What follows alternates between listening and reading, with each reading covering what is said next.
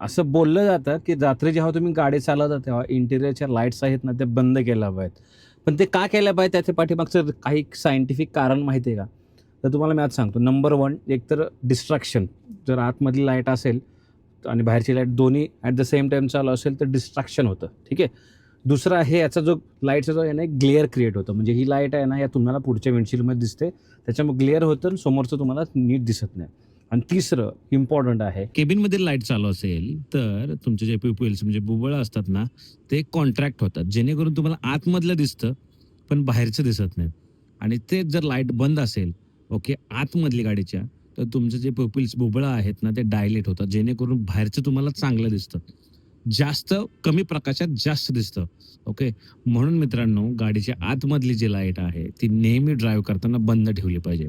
जेणेकरून तुम्ही safe drive करू शकाल आणि तुमची व्हिजिबिलिटी इम्प्रूव्ह होईल.